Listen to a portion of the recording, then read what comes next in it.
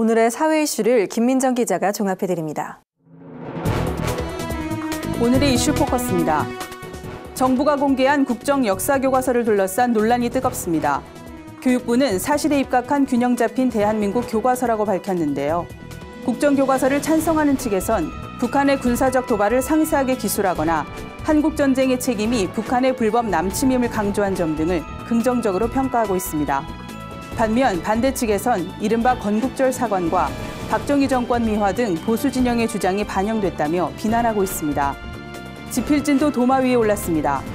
현대사 지필진 중 현대사 전공자는 없고 과반 이상이 뉴라이트 계열인 한국현대사학회나 교과서 포럼 출신으로 편향된 역사관을 가졌다는 겁니다.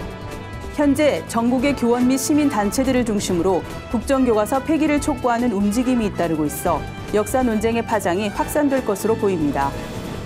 최순실 게이트의 영향으로 국내 경기를 우려하는 분들 많으신데요. 경제협력개발기구 OECD가 세계경제 전망 보고서에서 한국의 올해 성장률을 2.7%, 내년 성장률을 2.6%로 전망했습니다. 내년 성장률은 이전 전망치보다 0.4%포인트 낮아졌습니다.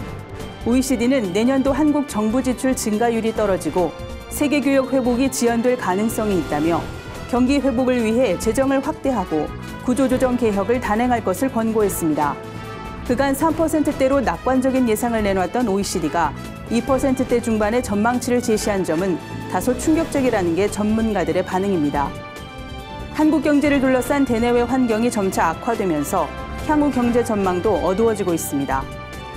내년엔 공공기관의 신규 채용 규모가 최대 2만여 명에 이를 것으로 보입니다. 기획재정부가 321개 공공기관의 내년 신규 채용 계획을 집계한 결과 19,862명을 뽑을 예정인 것으로 나타났습니다. 이는 올해 계획보다 1,300여 명 많은 수준입니다. 내년 신규 채용 인원이 많은 공공기관으로는 한국전력이 1,271명으로 가장 많았고 국민건강보험공단이 1,050명, 서울대학교병원이 873명 등입니다. 정부는 인력 증원, 채용제도 개선을 통해 공공기관 채용 여력을 확충하는 한편 내년 신규 채용이 계획에 맞게 이루어지는지 주기적으로 점검한다는 방침입니다. 다음 달 전국적으로 5만 가구의 새 아파트가 분양될 거란 소식입니다. 부동산 114는 이달보다 38%가량 늘어난 55,087가구가 다음 달 분양될 것으로 내다봤습니다. 내년부터 아파트 잔금 대출에 대한 분할 상환과 소득심사 강화 등의 규제가 시행되면서 연내 분양을 앞당기려는 물량이 더해져 연말에 신규 분양이 집중될 가능성이 제기되고 있는데요. 일각에선 최근 청약 열기가 시들해지고 있어 이달 말 진행되는 분양 결과를 지켜봐야 한다는 견해도 있습니다. 현재까지 수도권의 분양 예정 물량은 총 29,907가구로 이달보다 4.2% 감소하고 지방은 34,180가구로 89.6% 증가할 전망입니다.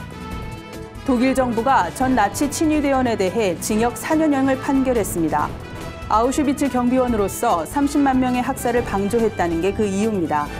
독일의 연방대법원은 올해 95살인 오스카우 그르닝에 대한 원심을 확정 판결했습니다. 집단 살해에 직접 가담하지 않고 방조한 전 나치 친위대원에 대해 이와 같은 확정 판결이 내려진 것은 이번이 처음입니다.